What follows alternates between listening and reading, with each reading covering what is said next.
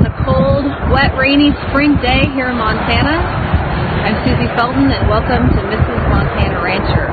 We're starting on the ranch straw bale garden this year, and as you can see, we're using big bales. These are almost shoulder height for me. This is what we have on the ranch, and I'll kind of scoot back so you can see them a little bit. These are our top hay bales, not straw bales, that were on the top of our stacks that have been getting wet through the winter. And so when my husband was in charge of getting bales, this is what he brought me. So we'll be glad that he brought them down today. They are already wet, and that's the first step. If you're in town, it's great. You can go to your local feed store and buy some small square straw bales. You can put them where you want them. Just kind of keep in mind that once you wet them, they're going to be heavy, and you can't move them around. So we moved these in here with the tractor today, but they're going to get heavier and heavier before we use them. So if you're working on your straw bale garden at home, make sure you get them in the configuration that you're going to want them in before you start adding water. So the first step is to grab your straw bales. I put some planting fabric underneath them to try to keep some of the weeds from coming up through the bales. Most straw bales are going to be a little lower on seeds than these hay bales. My husband assures me that's not going to be a problem. We'll see how it goes. This is one of these go big or go home projects here on the ranch, and he's notorious for helping me out. He's really good, and then we get this great idea and do the math together. So hopefully this is going to work, because we always have bales. This way we can move them where we want them. If something doesn't work this year, we can change the configuration out a little bit for next year. We get a lot of wind here. When I say a lot of wind, I mean a lot of wind. So we have these in a straight line. One reason is to minimize how they're getting hit by the wind, and the other is so when we put some kind of irrigation system on them, it's one hose or one line, with one drip line, and we don't have to go to some really big complicated system that we might change next year. So that's kind of why we put them in a straight line. I have seen them in a horseshoe shape, and then people put some compost in the horseshoe and then plant within that horseshoe with the little bales.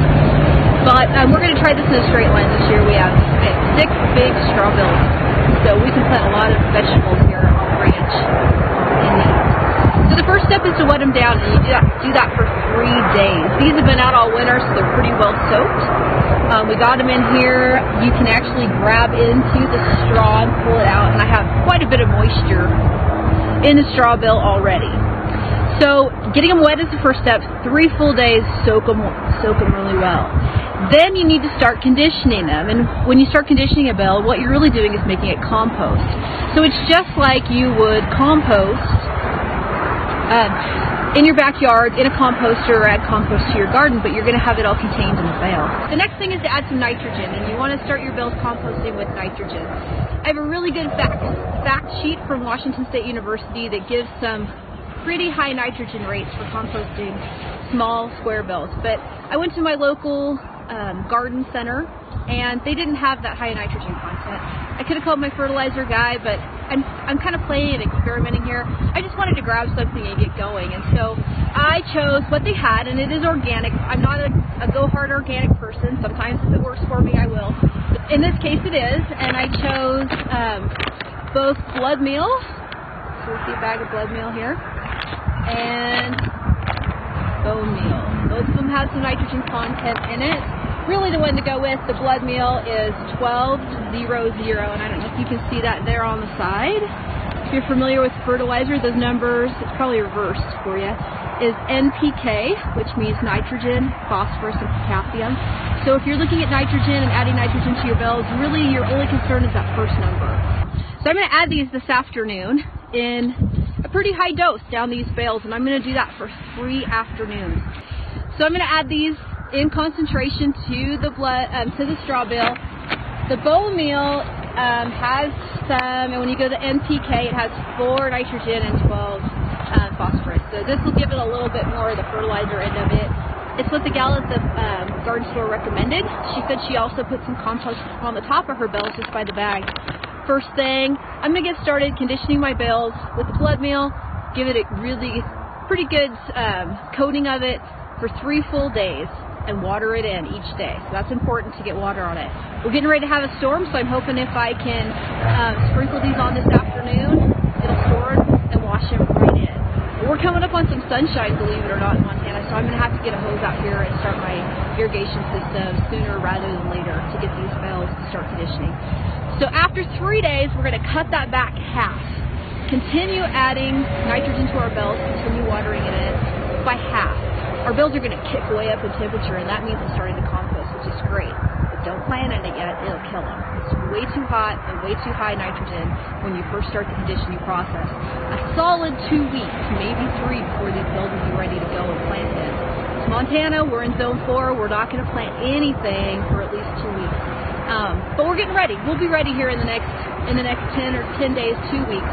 I bought a thermometer so I could stick that in my bale at the garden store, and I can see when it starts dropping down into living plant range. So that's coming up. So thanks for joining us here on Mr. Montana Rancher. We're gonna add some nitrogen to our bales today. Soak it in for 3 days, and we'll come back at you in our next step in straw bale garden. And we're here to talk about the #1 way to make your garden easier and more plentiful at the end of the year. All summer long, we've had a little bit of a cold snap here. And yesterday morning I woke up and I had snow on these straw bales. So I have plants that I bought. They're in my back room in my house, but they're not in the ground yet because I think they're just a little bit too cold, even with some of the gadgets that we can use to protect them from the weather. So in the meantime, I'm working on making my life easier because I know, even with the best of intentions, I'll be gun ho at the beginning of the year. I'm moving sprinklers and hoses, and about 2 weeks in, I start slacking off, if I make it 2 weeks. And pretty soon, I forget to water. Today, I forget to water in the afternoon. I forget to move the water. It's the name of the game. I have kids and a husband with a busy life, and sometimes I'm not home. So, I'm using this time with this crazy Montana weather that's blowing us away today to put in some irrigation systems. And there's lots of different options for this. I'll talk about what I have here behind me, and I'll talk about some systems that you can get at home and start working on, whether your garden's in place or you're still planting a garden because you're in cold country like I am and a little worried about freezing. So I think the easiest way, 100%, to water your garden in a system is a soaker hose. If you don't have a lot of space to cover, you have some pretty good pressure, you can buy a soaker hose, wind it, whether it's down your straw bales or down your garden beds. You can buy a very inexpensive twist timer. You just twist the dial, you turn it on, and voila, you've got water. You can do that a couple times a day. You can get a little bit fancier and buy a digital automatic water and set your days and your times up. No matter what you hook to that, it's going to automate things, and so I suggest it. And I actually splurged this year and got one, so I have it set up digitally. The days of the week, at least twice a day. If it gets hot, we'll up that, or we can back it off if it's cooler. And I can set it and forget it. That's the way gardening works for me. So, soaker hose is #1. If you're just getting started, by all means, go get a soaker hose. I thought about doing that this year, but I just thought I had too much of a span to cover. I have almost 60 feet behind me of straw bales in a straight row, and I just didn't think a soaker hose was going to cut it. Now, another good idea is to either go into your local home store, hardware store, or even better yet, an irrigation specialty store and get a fancy setup. And you can do that where you put a drip at each plant. And that can work if you already have your gardens already planted and growing. You can buy line, you can put a little dripper at each plant. You can even set spaces where you turn certain areas of your garden on or off. Maybe you have a crop that needs more water, some that needs less, all kinds of automation. But I was kind of marrying the two this year. I wanted something super easy. I wanted it to span my great big long row crop type garden I have behind me. And I didn't want to spend 2 weeks on it and make 15 trips to town like I usually do. It's an hour each way for me to get to town. So that's a 2-hour round trip, not counting the time I'm actually in town. And this can consume me. I can set up all these fancy systems, and it's fantastic, but it takes a ton of time. I want to get away from that. And so when I was at my local irrigation store picking out stuff for my usual 2-week saga of setting up drip line, the guy there recommended this company that I'm not affiliated with them. It's called DripWorks. They're out of California, and they had a pack that was inclusive, and you just ordered the packet, and it's a set of drip line called Drip Tape. I guess they invented it. I'm not sure. You'll have to look at their website, and it came in a pack. I set this up in like an hour. By far, it took the longest time to stretch the hose out and let it let it straighten out in the sun instead of being wound up around, and that was what took the longest. Other than that, I think it's probably the easiest drip irrigation system I've ever set up. Everything is on one line. I don't have it off anywhere, so everything's going to get the same amount of water at this point. And I set it up. I connected all of the drip tape. You can kind of see it here with fasteners. I unrolled it clear out my straw bales. I've got 3 lines for my big bales here. They go all the way to the end, and they have 3 punched little holes that drips water out the hose line. Fantastic. It's easy. I already have it set up on an automated system, so it comes on once in the morning and once in the afternoon. If you are straw bale gardening, water is going to be one of your major concerns because these big straw bales do not hold a lot of water. The more they compost, the more water they'll hold.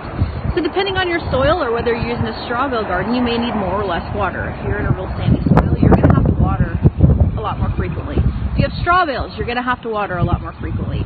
If you're in a soil with a lot of clay, it's going to hold a lot of water, and you're going to be able to water less frequently. Same goes for the temperature outside as we get through summer and the outside temperature gets warmer or cooler. So take the time this year. Find a system that works for you. If you're a beginner, go buy a drip light. Give it a try. It's fantastic. Automate it. It's set and it's done. That's what we're doing here on the ranch this year. It's finally planting time in Montana. We had snow just a few days ago and hoping that we were over those freezing temps now.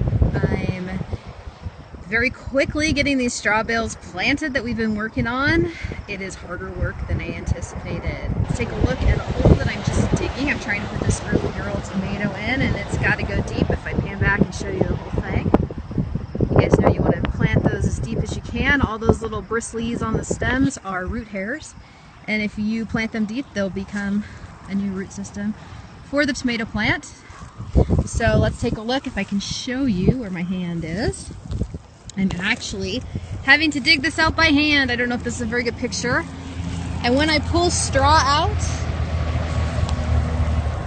boy, let me tell you, it almost looks like soil. It's not coming out of the bale like soil. It's hard work. I've been trying to use different types of shovels, and it's just not cutting it. So I'm actually pulling the holes out by hand.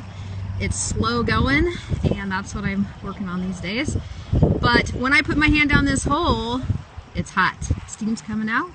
Hoping that it's not too hot to kill the plant, but just enough to give it some insulation as we still have some cool nights. We're still in the 40s at night here in Montana, and so between that and my greenhouse system, I'm hoping that we can keep these plants warm.